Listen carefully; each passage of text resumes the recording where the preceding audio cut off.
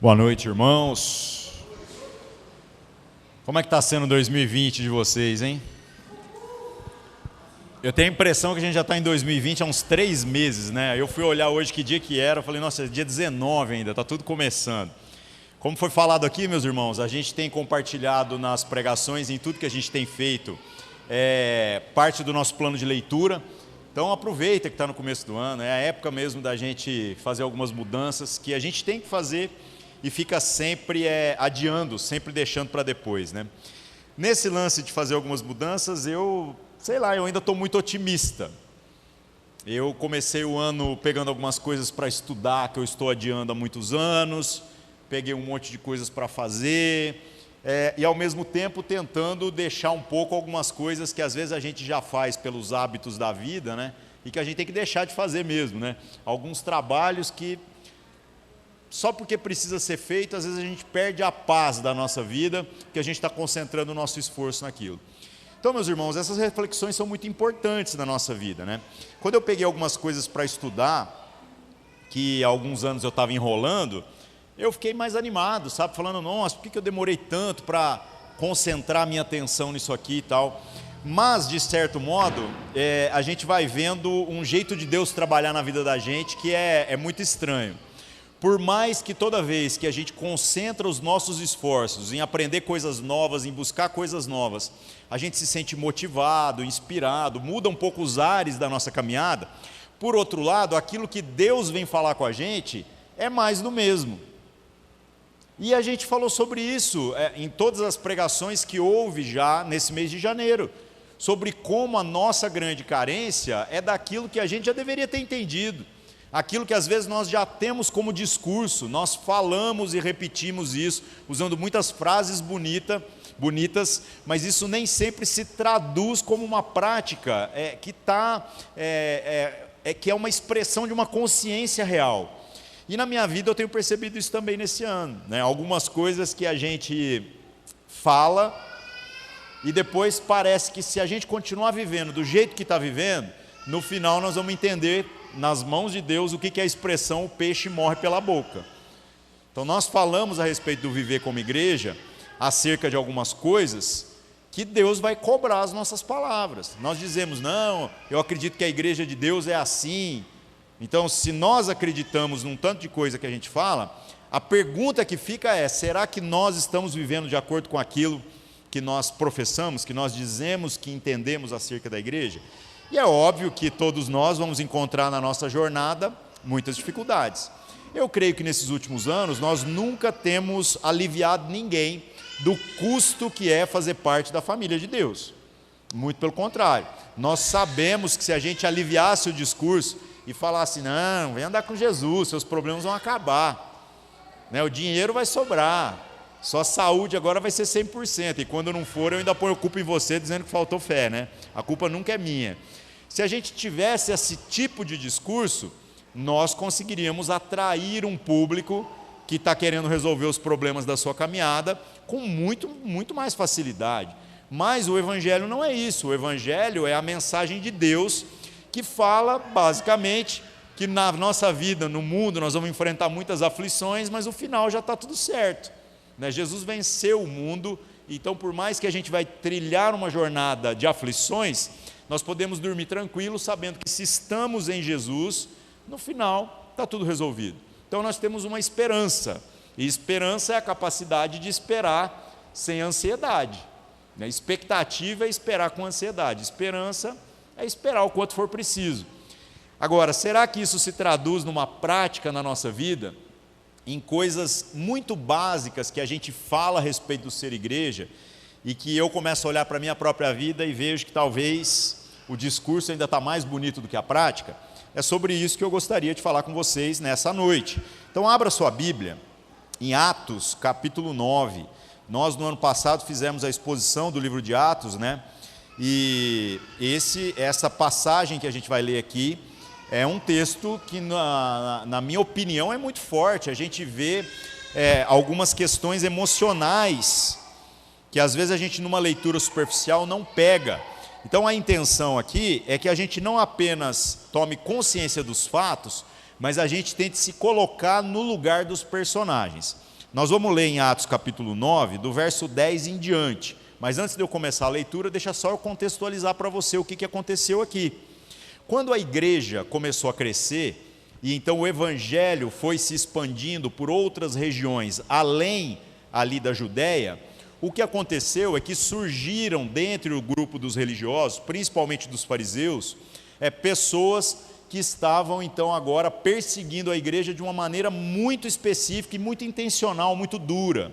Uma dessas pessoas é um sujeito chamado Saulo, que era ali dentre os alunos do grupo dos fariseus, um dos mais de boa reputação, que foi ensinado aos pés de um sujeito chamado Gamaliel, que era o rabino de maior fama da sua época, da sua geração.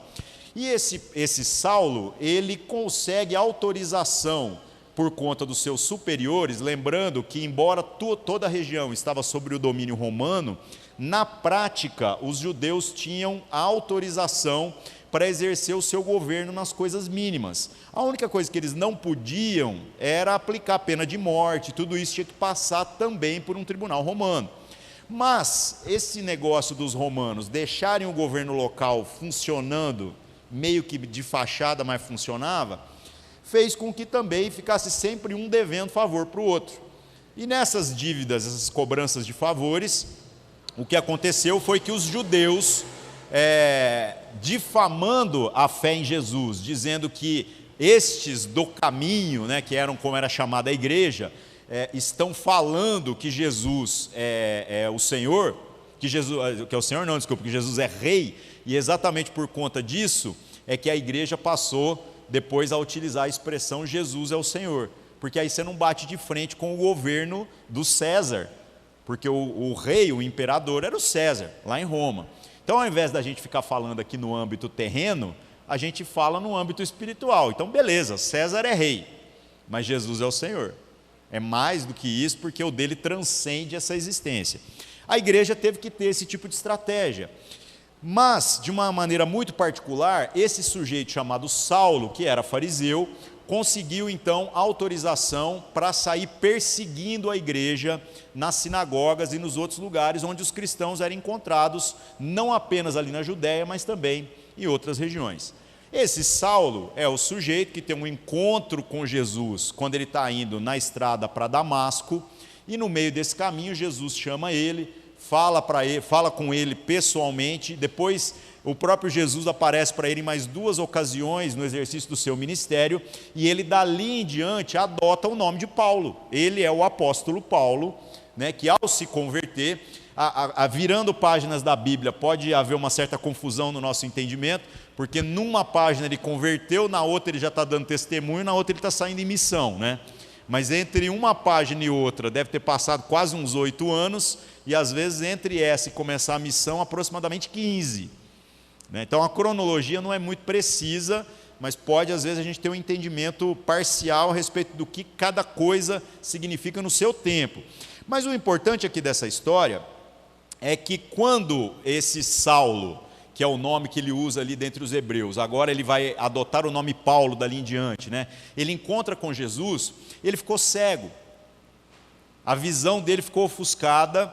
E aí a história traz para nós um acontecimento muito do estranho, porque você fala assim, Jesus já apareceu para ele, Jesus já convenceu ele de que ele é Filho de Deus, de que ele é o Senhor. Então já não há na vida de Paulo ali nenhuma crise, mas podendo Deus resolver todos os problemas da existência de Paulo, com um estalar de dedos ali, Deus tem um jeito de fazer que é muito estranho. Deus faz com que ele permaneça cego, e então faz com que ele seja conduzido pelos demais, até ele terminar essa viagem dele, chegar até ali em Damasco. E aí quando ele chega lá, Deus então manda uma visão através ali de um anjo para falar com um cara da igreja, para esse cara da igreja ir lá e conversar com o Paulo, com o Saulo, que vai se chamar Paulo, para que então possa se iniciar esse processo de conversão que vai fazer essa reviravolta na vida dele. E eu falo que isso tudo é estranho porque é o que eu disse, Deus não precisava da ajuda da igreja, não precisava da ajuda do Ananias, que é o personagem que a gente vai ler aqui. Deus não precisava da ajuda de ninguém. Então por que ele faz isso? Então vamos ler o texto agora, que a gente vai ver a riqueza aqui de tudo aquilo que a gente pode aprender, né, nessa história. Então, Atos capítulo 9, do verso 10 em diante. E havia em Damasco certo discípulo chamado Ananias, e disse-lhe o Senhor em visão: Ananias. E ele respondeu: Eis-me aqui, Senhor. E disse-lhe o Senhor: Levanta-te e vai à rua chamada Direita, e pergunta em casa de Judas por um homem de Tarso chamado Saulo, pois eis que ele está orando. E numa visão ele viu que encontrava um homem chamado Ananias e punha a mão sobre ele para que o tornasse a ver. Então olha como é que Deus trabalhou aqui. Deus foi lá, o próprio Cristo então dá essa visão para ele, trazendo essa mensagem, dizendo: você vai lá na rua chamada Direita, você vai lá na casa de um tal de Judas, e na casa do tal de Judas você vai perguntar por um sujeito chamado Saulo, que é de Tarso. Lembrando que não existiam sobrenomes na época, então essas nomenclaturas é sempre uma referência para você saber qual Saulo que é. Então uma visão muito específica. Aí o que acontece? Acontece aquilo que no meu entendimento é absolutamente natural. O Ananias retruca para Deus. Ele vira e faz um questionamento. E o questionamento dele está no verso 13 em diante. Diz assim: E respondeu Ananias: Senhor, há muitos ouvi acerca deste homem, quantos males tem feito aos teus santos em Jerusalém. E aqui tem poder dos principais sacerdotes para prender a todos os que invocam o teu nome. Ou seja, o que está acontecendo? Deus deu uma missão para o Ananias que é desconfortável, em muitos aspectos. Para começar, a própria segurança dele entra em risco de encontrar com esse homem. Depois, o testemunho do que esse homem está fazendo é tão ruim, mas tão ruim, que o que pode passar pela cabeça do Ananias é: esse cara não tem conserto. Esse cara não tem conserto, porque embora ele é um especialista na lei de Deus, lá do Antigo Testamento, ele é um fariseu, e ser fariseu, ter o estudo que Paulo teve, não é para qualquer um. É como se ele tivesse a melhor faculdade de Bíblia que você podia ter na época. Então, sendo esse cara, ele não tem temor nenhum, então eu acredito que esse cara é perigoso. Que se a gente tivesse a oportunidade até de matar ele, talvez a gente deveria fazer isso. Por quê? Porque este homem persegue e tem feito mal à tua igreja. Gente, quando a gente trabalhou a exposição do livro de Atos, a gente comentou sobre isso. Paulo não apenas perseguia para prender pessoas, mas uma das coisas que era comum é que ocorressem torturas. E ao torturar as pessoas, ele queria convencer aqueles que eram torturados a negar verbalmente a Jesus. Isso para nós pode parecer pouca coisa, mas para um cristão do primeiro século, negar Jesus verbalmente era muito sério, mas muito sério mesmo. O cara dizia: eu prefiro morrer do que negar, mas isso é muito bonito de falar. Tanto que uma oração que a tradição diz para nós, que era típica do primeiro século, era que os cristãos oravam dizendo: Senhor, que eu tenha fé o suficiente para, ao sofrer perseguição, eu suportar a adversidade para que não venha negar o seu nome. Então os caras sabiam que não ia ter jeito, inevitavelmente perseguição ia vir, mas que eu não negue o seu nome. Então, esse é o contexto. O Ananias recebeu uma missão da parte de Deus de procurar o Saulo, esse cara mau, esse cara que de tudo, que Deus o perdoe, mas que ele fique bem longe de mim, né? Porque eu não quero andar com gente mala como esse cara. Mas aí Deus responde, verso 15: Disse-lhe, porém, o Senhor: Vai, porque este é para mim um vaso escolhido para levar o meu nome diante dos gentios e dos reis e dos filhos de Israel, e eu lhe mostrarei o quanto ele deve padecer pelo meu nome. Então aqui já veio encomendado esse Saulo, né? Falou: olha, eu não apenas vou usar ele para que ele leve o meu nome para os gentios e para os reis, para as autoridades e também para os judeus em todo o mundo, né? Mas eu vou mostrar para esse homem o quanto vai custar para ele ser meu discípulo, o quanto vai custar sofrer pelo meu nome. Verso 17, algo também interessante. A gente só vê então o Ananias não mais discutindo. Então eu já olho aqui e vejo no Ananias a figura de um cara mais crente do que a maioria de nós. Porque nós, quantas vezes nós estamos retrucando com Deus repetidas vezes em coisas que Deus já falou e já falou de novo e que estão explícitas na sua palavra, mas que a gente está vendo se Deus muda de opinião. E a má notícia é que não vai acontecer.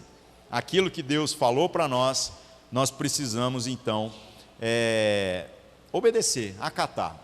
Dizer, se é isso que o Senhor deseja, é isso que eu vou fazer. Então diz no verso 17, e Ananias foi e entrou na casa, e impondo-lhe as mãos, disse, irmão Saulo, o Senhor Jesus que te apareceu no caminho por onde vinhas, me enviou, para que tornes a ver e seja cheio do Espírito Santo. Esse versículo para mim aqui é o mais difícil dessa história toda. Porque ele já entra na casa, já perdeu esse medo todo que ele estava, né?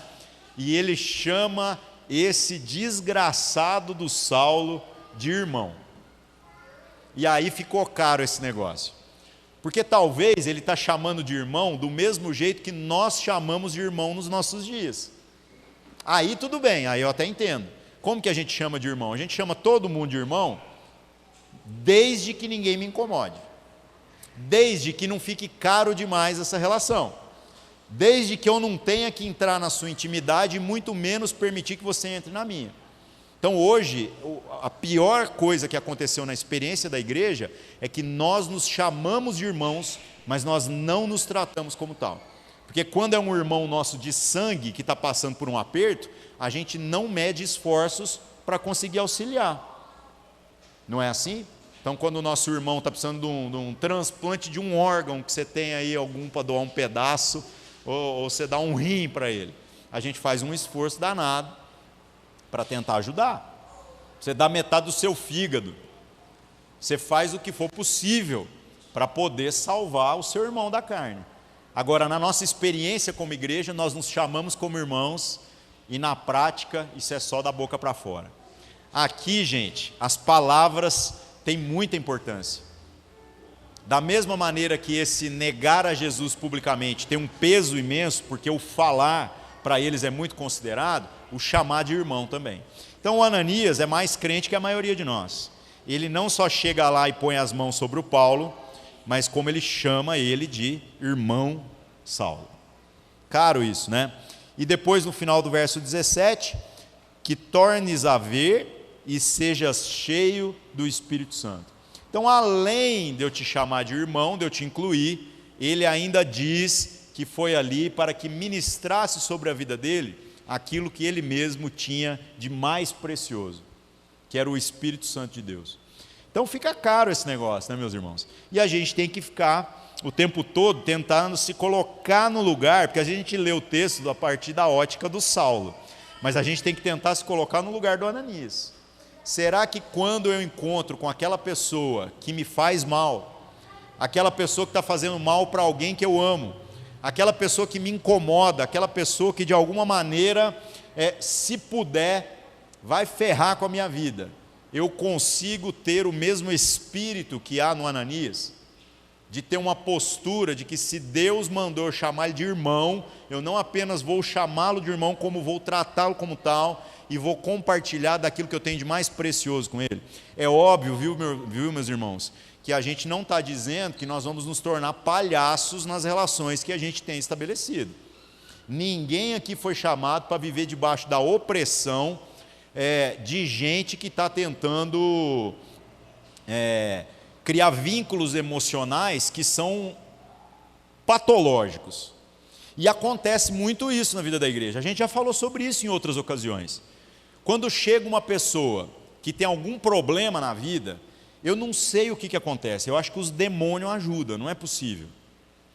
A pessoa consegue, no meio de todos que congregam nessa igreja, nos nossos 2 cultos, as pessoas conseguem achar um amigo que tem o mesmo problema que ele. E aí, ao invés dos dois se ajudar, eles formam um grupo de pessoas que celebram o fato de ser daquele jeito mesmo. E isso acontece em todas as áreas da nossa vida. É impressionante. Então, o cara que tem problema com a promiscuidade, é incrível como é que ele bate o olho e já consegue encontrar quem são as pessoas que vivem na mesma promiscuidade que ele e começa a andar com esse. O cara que tem problema com dinheiro faz a mesma coisa, que gasta dinheiro sem medida, ao invés dele andar com o cara que é um bom administrador para falar assim, ó, de tudo eu vou aprender alguma coisa. Não, ele vai achar alguém que é um mau administrador igual ele. E assim a gente vai formando as nossas panelinhas. A pessoa que tem crises na sua sexualidade, mesma coisa, meus irmãos. Mesma coisa. É impressionante. Eu acho que o diabo ajuda, porque não é possível. Eu já em muitas ocasiões testemunhei aqui para vocês sobre como a casa do Rafael e outros irmãos que andavam com a gente desde o começo do manifesto foram muito importantes na minha vida, não pelas coisas que a gente tinha em comum, mas pelas coisas em que eu me sentia desafiado. Então, por exemplo, quando eu conheci a casa do Rafael e via o trato entre os irmãos, os pais e os filhos e os pais, coisas mínimas, gente. E na minha casa eu não tinha esse tipo de coisa, eu virei e falei, eu preciso andar mais com esses caras. Por quê? Porque eu tenho alguma coisa a aprender. E aí a gente tem que fazer um esforço, porque o natural é eu começar a andar com gente, né, que toda vez que tem um problema lá dentro de casa, o que é que faz? Fala assim, seu pai não sabe de nada, sua mãe não sabe de nada. Honrar pai e mãe quando o negócio está muito fácil é moleza, né, gente? Agora, honrar pai e mãe quando o negócio começa a custar caro é o que poucas pessoas querem fazer.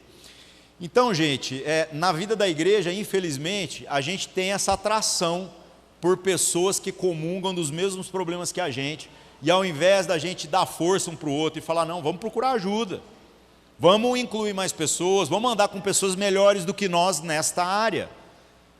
Não, a gente se isola.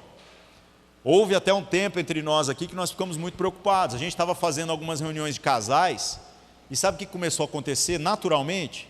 Separava os homens das mulheres, essa parte é natural, né? Os homens vão na churrasqueira, as mulheres vão para a cozinha fazer as coisas que mulher faz, não sei o que, porque nós não vamos comer nada, nós vamos comer carne, né? E limpar a mão na bermuda ou do lado de dentro da camisa, mas tudo bem. E aí, dali um pouco, sabe o que estava acontecendo? Entre os homens, entre as mulheres eu não sei porque eu não estava lá, mas entre os homens começava cada um reclamar da sua esposa. Porque a minha esposa é assim, a minha esposa é assado, e aí depois que os outros falavam assim, a minha também, e o outro, a minha também, então tinha um monte de amém para desgraça. Depois desse tanto de amém, sabe qual que era a conclusão disso aí? Virava um e falava assim, é desse jeito, mulher é tudo igual.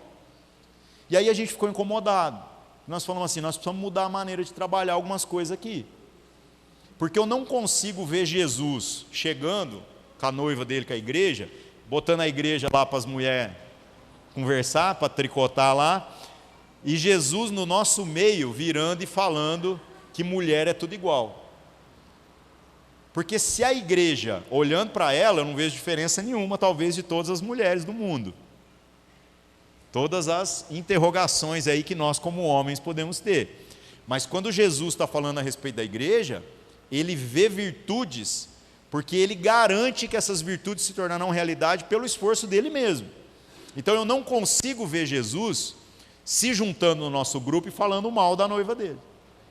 E aí a gente vai vendo que a nossa postura então está equivocada. Graças a Deus isso melhorou demais.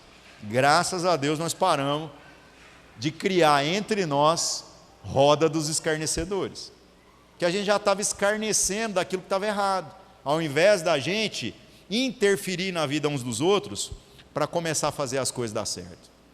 Então, meus irmãos, a pergunta que eu faço é, será que nós entendemos que o jeito de Deus trabalhar não mudou?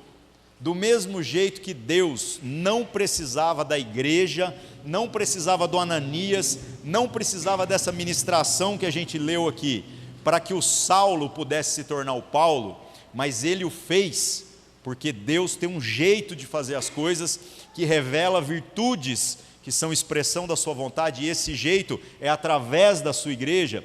Nós ainda estamos vivendo a mesma realidade. Ou seja, nós só vamos experimentar de todo o crescimento que Deus tem para nós, na medida em que a gente permitir que a igreja afete a nossa caminhada, e que nós, como parte da igreja, sejamos também responsáveis por afetar a vida dos demais. Então é isso que é, na prática, a ideia do andar em família, ou fazer parte da igreja, ou fazer parte da família de Deus. Custa caro. Custa caro por quê? Porque nós sofreremos pressões na nossa carne que são positivas. Toda pressão é óbvio que ela gera desconforto, mas ela tem que ser positiva. Se nós estamos gerando só essa pressão do conforto, eu então externo o meu problema e começa todo mundo a falar amém para o meu problema, dizendo que é desse jeito mesmo, aí, meus irmãos, não é nem igreja. Aí é um clube, é um grupo que se reúne por afinidades, qualquer outra coisa que você imaginar. Mas igreja tem que ser esse negócio que está compromissado, não com aquilo que são as nossas conveniências, mas com aquilo que é a vontade de Deus. E a vontade de Deus é que nós homens sejamos como Cristo e que as mulheres sejam como a igreja, não a igreja que nós estamos vendo, mas a igreja que Cristo está dizendo que na eternidade já existe, porque Ele deu a sua vida por ela. Então é extremamente simples isso. Agora, o quanto nós estamos compromissados com esse tipo de experiência, permitimos que a nossa vida seja tocada e ao mesmo tempo entendemos que, como somos parte desse todo chamado igreja, esse corpo, nós temos o dever de assumir a responsabilidade de fazer essa pressão positiva na vida dos demais. E alguns vão dizer assim: mas este ano eu decidi que eu quero me afastar dos relacionamentos tóxicos. Essa é a grande frase da moda agora. Todos os coaches estão mandando isso no Instagram. Você deve se afastar de pessoas tóxicas. É mais ou menos, isso é uma meia verdade.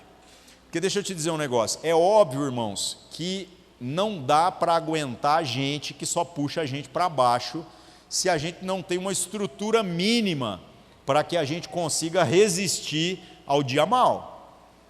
Não tem jeito. Então, esse grupo de afinidades, embora ele pareça um grupo de conveniência, porque todo mundo ali concorda com você e acha que é desse jeito mesmo, este é o verdadeiro grupo tóxico do qual você deveria se afastar um pouco. Agora, as pessoas que exercem pressão sobre a sua vida para que você caminhe um pouco mais rápido na direção daquilo que é a vontade de Deus, por mais que isso seja desconfortável, isso era para ser muito positivo. Isso não é tóxico, isso vai gerar dor no primeiro momento, mas a médio prazo vai gerar transformação. Então nós temos que tomar cuidado com os discursos da nossa geração, que dizem assim: não, se alguém te incomoda, se afaste dessa pessoa. E por que eu estou dizendo isso? Você já imaginou se Deus, ao tratar com as nossas incoerências, os nossos pecados, a nossa falta de compromisso, Ele nos tratasse da mesma maneira? Você imagina então Jesus, que pode perdoar qualquer pecado, deu a vida dele para que seja arriscada a dívida de qualquer um, ele virasse para o pai e falasse assim: olha, está perdoado os pecados desse aqui, eu só não quero ele perto de mim. Aí o pai viraria e falaria assim: então beleza, manda para o inferno. Então você iria perdoado para o inferno. Pensa que coisa boa. Gente, o problema do pecado não é nem o pecado em si, porque o pecado é gostoso. Se não fosse, ninguém pecaria. O problema é que a consequência dele é um problema, e a consequência eterna dele é um grave problema, que é a morte. Essa morte espiritual significa, na prática, estar apartado da graça de Deus, da alegria que é estar na presença de Deus. A gente vai estar num lugar onde a gente só vai experimentar do juízo de Deus, e esse lugar não é nada confortável.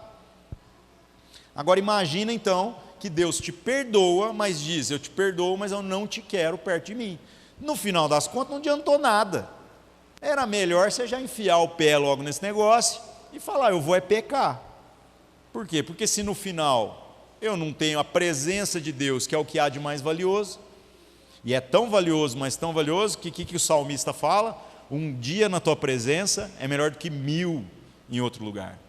E esse 1000, viu, meus irmãos, não é um número apenas, ele representa a questão da totalidade. É como se Davi estivesse dizendo assim, ó, um dia na sua presença é melhor do que uma eternidade afastado de ti. Olha como é que muda de figura isso tudo.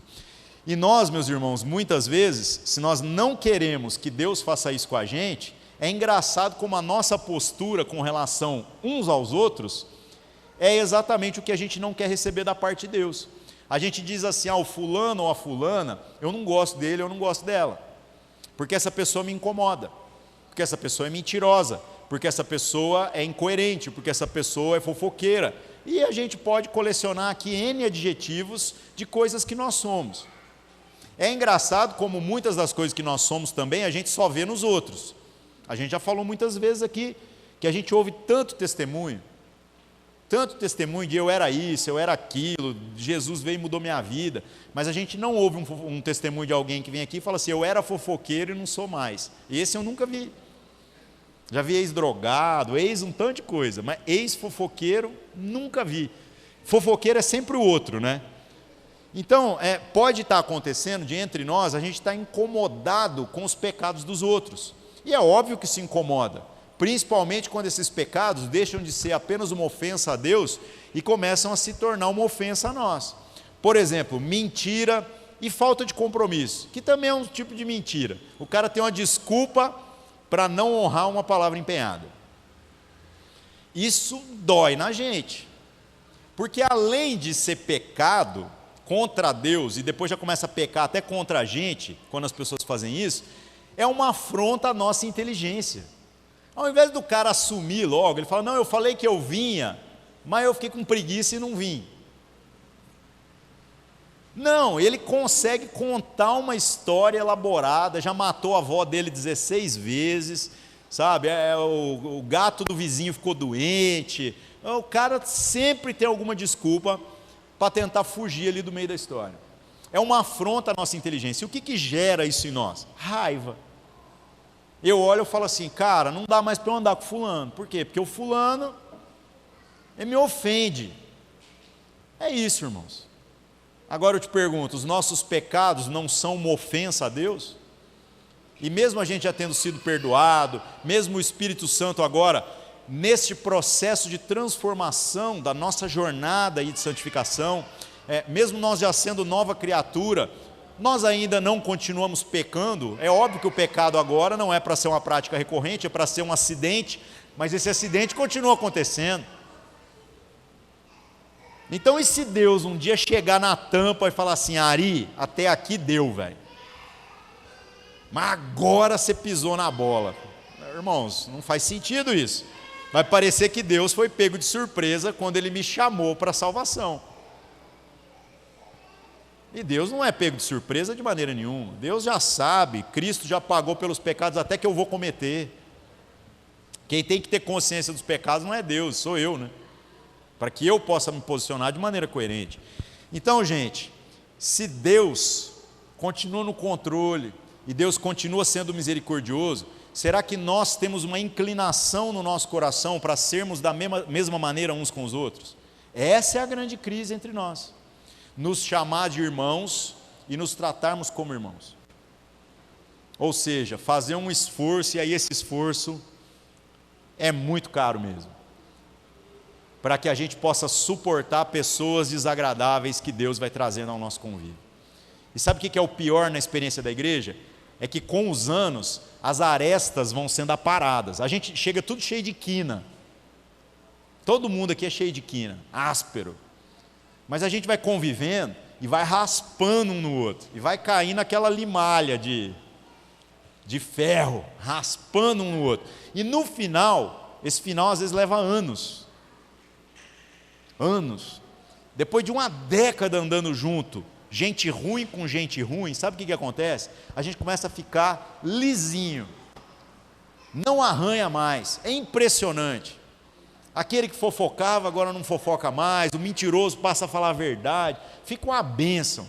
Aí a hora que fica uma bênção, sabe o que Deus faz? Traz mais gente. Aí tem gente que comemora, né? Não, a igreja está crescendo, e a gente olha e fala assim, ai Deus, estava tão bom. Para que ver esse casal novo? Nossa, tudo de novo, é tudo de novo. Igual ter filho. A hora que está tudo arrumado, toda a sua rotina, aí vem o filho. Aí faz o quê? Muda tudo. Aí imagina o segundo, o terceiro e tal. A alegria não é muita? Claro. Compensa? Claro. Mas e o custo disso? É elevado? Lógico. Quantos filhos Deus quer ter? Todos, né? E nós às vezes estamos com medo do custo. Então, gente, viver em família tem custos. Nós temos que entender isso. Essa desculpa que a gente dá, que as pessoas que a gente tem no nosso convívio como igreja são pessoas desagradáveis demais, é uma desculpa inaceitável. Jesus foi traído, e ele foi traído por um dos seus. Ele não foi traído por um estranho, ele não foi traído por alguém que não é do seu convívio, não é um inimigo, é alguém que ele chama de amigo. É alguém que não teve um tratamento diferenciado no sentido de ser menos do que os demais. As mesmas experiências que Judas Iscariotes teve, Pedro teve, sem crise nenhuma.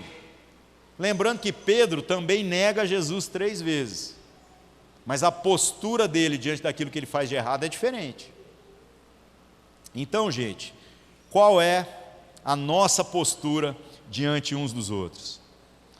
Porque o que está acontecendo nos nossos dias é que nós nos tornamos um monte de pessoas que querem ser poupadas, que querem andar com Deus, mas na verdade estão procurando um lugar que vai trazer uma mensagem motivacional, que vai, sei lá, dizer que no final vai dar tudo certo. Gente, vai dar tudo certo, nós temos essas promessas na Bíblia, mas é que às vezes o final é um pouquinho mais longe do que você está imaginando. Não, mas eu quero uma igreja que me receba como eu sou. Mano, nós recebemos. Agora, você está procurando uma igreja que te aceite como você é, não é a igreja de Cristo. Porque honestamente, eu não consigo ver essa plena aceitação do jeito que eu sou, mesmo eu estando andando com Jesus há tanto tempo. O tempo todo o Espírito Santo está pondo pressão em mim, e o Espírito Santo achata a gente, e os irmãos ainda apertam assim, né? Para quê? Para que a gente se enquadre naquilo que é a vontade de Deus. Então, se Deus não me poupa, por que Ele vai poupar você? Ou de uma maneira mais enfática, se o Pai não poupou Jesus, por que você está achando que você foi chamado para ser poupado? Então, meus irmãos, para a gente partir para a nossa conclusão aqui, a crise da nossa experiência medíocre na vida da igreja é que nós não crescemos porque nós limitamos a intensidade da experiência que é a vida da igreja. A gente quer um culto para frequentar, a gente quer um lugar onde vem alguém aqui, gastou um tempo estudando, traz uma palavra de Deus, e aí você recebe a palavra e depois você volta para a sua vida. Mas não tem como a gente viver só desse jeito. Ou está tudo entrelaçado, ou está tudo comprometido com tudo, ou então não tem nada. Não dá para a gente tirar 1h30 da nossa agenda semanal para ter um tempo de espiritualidade. A espiritualidade tem que permear a nossa vida. Tanto que as pessoas falam, mas o que eu preciso fazer para viver melhor? Gente, trabalhe como que para o Senhor, trate as pessoas da sua família como se estivesse na presença do Senhor, porque de fato você está. Então, do mesmo jeito que a gente tem essa pose de espiritual, a gente põe a roupa de vir para o culto, a gente deveria nunca tirar essa roupa e viver de maneira coerente em todo o tempo. É só isso, meus irmãos. É só isso. Se todo mundo fizer isso, nós já resolvemos 90% dos problemas da nossa vida e da coerência da igreja no mundo. Mas, infelizmente, nós estamos limitando a nossa experiência. A gente quer vir no culto, quer ir embora. Se alguém às vezes vem perguntar o nosso nome, nós já entramos em crise. Porque Deus me livre de alguém começar agora a interferir na minha intimidade. Então, meus irmãos, você quer crescer em Deus? Permita-se ser tocado. Permita, e não tem jeito, para isso a gente tem que conhecer uns aos outros. Eu não quero conhecer ninguém, viu gente? Porque às vezes as pessoas estão achando que o pastor vai bater lá na porta da minha casa. Provavelmente não vai acontecer. Nós acreditamos que esse pastoreio é de todos, irmãos. É amigos conhecendo amigos, é gente interferindo na vida uns dos outros. Nós estamos aqui para orientar, para auxiliar, mas a gente nem sabe o nome de todo mundo. E nem temos essa pretensão. Agora, quer ir lá frequentar minha casa? Vamos. O que dói é quando as pessoas começam a frequentar a casa da gente. Isso acontece na prática. Aí a pessoa entra na minha casa, senta no meu sofá, come da minha comida. Aí a primeira frase dura que a gente põe no relacionamento, nunca mais volta. Falou, mas peraí, ué. Você não foi na minha casa? Você não tomou da minha intimidade? Você não viu como é que eu vivo? Então agora é uma via de duas mãos isso daí. Do mesmo jeito que eu deixo você interferir na minha intimidade, eu quero também ter liberdade para interferir na sua. Ah não, Ari, não vou aguentar andar com você não. Está tudo certo, a maioria não aguenta mesmo. Porque também eu sou um cara de um perfil mais difícil. Mas vai ter outras pessoas aqui nessa comunidade que às vezes tem um perfil mais manso, mais fleumático, mais devagarzinho, que não vai te ferir tanto. Permita-se ser tocado. E também assuma a responsabilidade em tocar na vida dessas pessoas. Se a gente não viver essa experiência na prática, a comunhão deixar de ser só uma palavra e se tornar uma ação, o nosso crescimento em Deus vai ser sempre medíocre. Infelizmente. Para a gente encerrar, gente, eu queria ler com vocês 3 textos. O primeiro está em Salmo 133. Abra lá, por favor. Nós vamos ler o Salmo inteiro. É só 3 versículos. Salmo 133. Não vamos aqui pegar nenhuma interpretação alegórica, como alguns grupos no mundo fazem a respeito desse texto. Nós vamos ler só o que o texto está dizendo mesmo, viu, meus irmãos? Salmo 133. Diz assim: ó, quão bom e quão suave é que os irmãos vivam em união. É como óleo precioso sobre a cabeça que desce sobre a barba de Arão, e que desce a orla dos seus vestidos. Como o orvalho de Hermon, que desce sobre os montes de Sião, porque ali o Senhor ordena a bênção e a vida para sempre. Vamos só mastigar isso aqui. Então começa, quão bom e suave é que os irmãos vivem em união.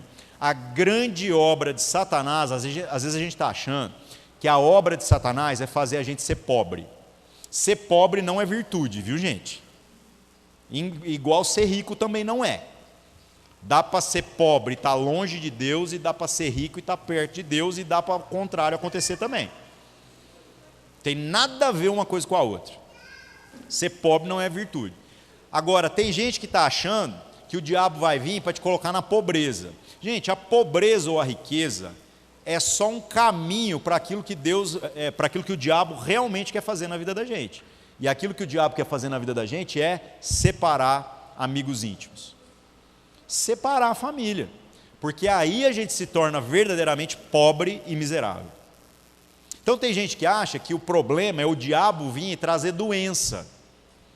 Se nós estamos em Cristo, eu não sei nem porque que a gente está tão preocupado com isso. Porque até mesmo se o diabo for fazer alguma coisa na nossa vida, a gente sabe que o diabo, para tocar em nós, ainda tem que pedir para Deus. Por isso que quando alguém tem um problema com o diabo, nós falamos é com Deus, tá? Nós não precisamos nem falar com o diabo, porque nós não temos problema com o diabo. Nós temos problema com Deus, se de fato estamos em Cristo. Então a pergunta que fica é se a gente está entendendo isso. Se a gente está entendendo que o que o diabo na verdade quer fazer é separar amigos íntimos. Ele quer fazer com que você acredite que as pessoas não são boas o suficiente, e ele tem razão, elas não são, e ele vai tentar te afastar delas, dizendo que não há nada que se aproveite nesses relacionamentos, ou então vai dizer para você que você é autossuficiente, que você pode servir a Deus e seguir a Deus sem os irmãos. Não é assim que funciona. Então, quão bom e quão suave é que os irmãos vivam em união. E aí as figuras dos 2 versículos aqui são fantásticas. É o óleo precioso sobre a cabeça que desce sobre a barba de Arão até a orla dos seus vestidos. Este óleo, meus irmãos, representa ali no Antigo Testamento o próprio Espírito Santo derramado sobre a figura de Arão, que é o grande sacerdote levantado ali na lei mosaica. Então isso tem uma figura muito poderosa. Então, entre essa experiência dos irmãos, essa vivência em união, é onde a gente vai usufruir como se fosse desse óleo, dessa ação direta do Espírito Santo. Na individualidade isso não existe.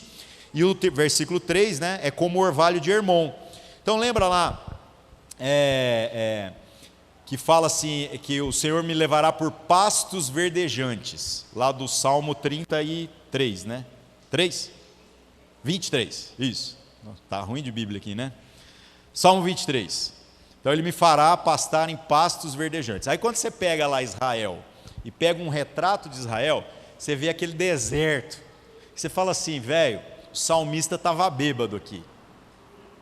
Porque como que ele está vendo pastos verdejantes no meio desse tanto de terra? E do mesmo jeito que é terra hoje, era terra 2000 anos atrás, se não era pior, tá? Então onde que ele está vendo esses pastos verdejantes? Esses pastos verdejantes não é a nossa noção de pasto verdejante, viu? Que é um negócio tudo verdinho, isso é aquela plantação de soja. Não é. Na verdade, descia durante a noite ali um orvalho, e então em pontos ali no pé do monte, nascia umas moitinhas verdes. E aí o pastor tinha que conduzir as suas ovelhas para que elas pudessem ir lá e comer dessas moitinhas. Agora, para quem está no meio do deserto, saber encontrar o alimento precioso para sustentar as ovelhas, saber onde que a umidade vai estar, onde que as plantas vão nascer, aí a gente vê então o tamanho do esforço de Deus por nós, em nosso favor. É isso que o negócio significa. Não significa que a comida está farta e sobrando ali, que eu vou rolar no pasto. Não é bem por aí que funciona, não. E aqui a gente vê essa figura, fala o orvalho de Hermon, desce sobre os montes de Sião. Ou seja, é ali que está o alimento. Onde?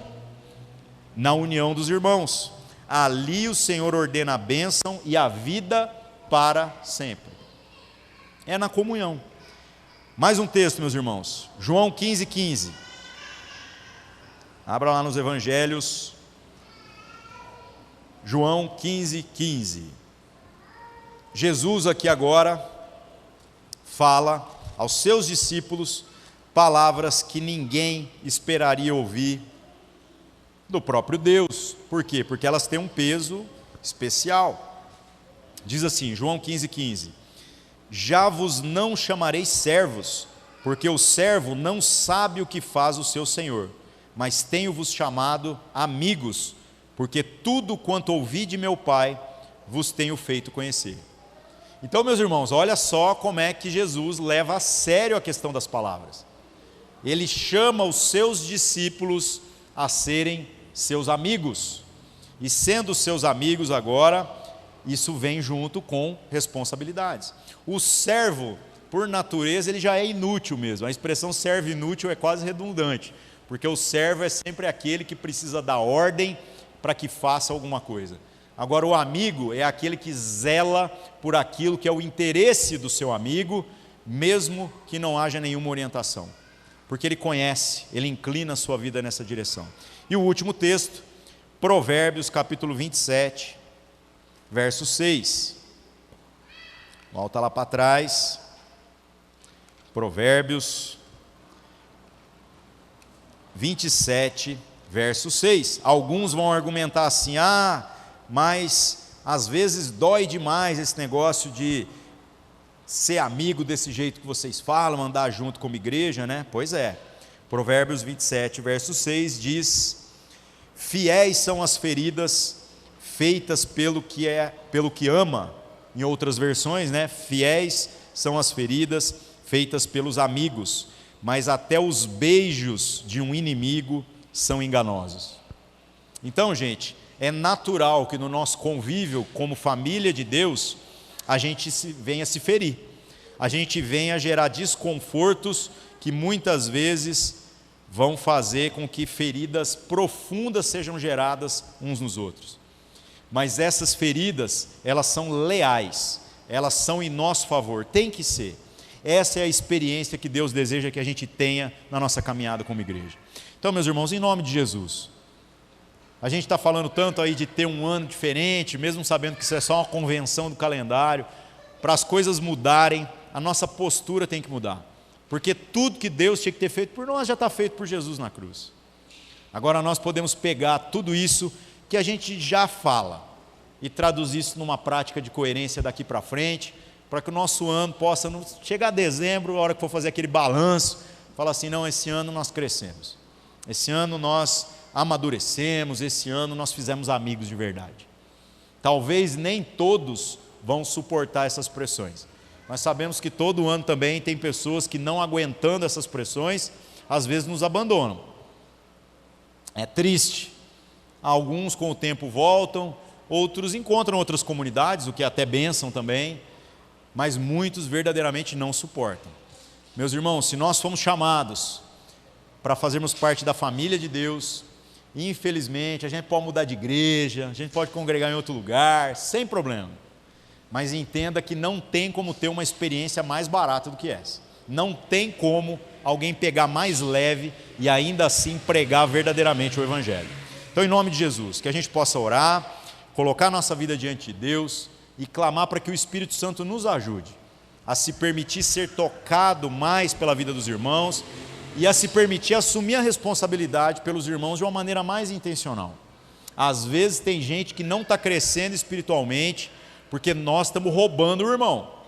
Você poderia ter uma palavra para motivar, ou para repreender mesmo, que você sabe que poderia ser aplicada na vida do irmão e você está se omitindo. Que o Espírito Santo nos ajude a não viver mais dessa forma. Amém? Vamos orar. Senhor nosso Deus, em nome de Cristo Jesus, nos colocamos mais uma vez na sua presença, clamando para que o seu Espírito trabalhe na nossa vida, na nossa jornada, no nosso entendimento, uma compreensão que se traduza numa prática a respeito do que é viver em família. Que a gente possa, Senhor, assumir esse compromisso uns com os outros, mesmo quando esteja desconfortável. E mais do que isso, Senhor, não apenas que a gente se permita ser tocado por aquilo que o Senhor está ministrando na nossa vida através dos irmãos, mas que o Teu Espírito gere em nós também consciência de responsabilidade, para que a gente entenda que nós não estamos aqui apenas para resolver os nossos problemas, mas nós estamos aqui para sermos instrumento do Senhor para a ministração da graça na vida dos irmãos, na vida desses que o Senhor tem nos dado o privilégio de chamar de irmãos.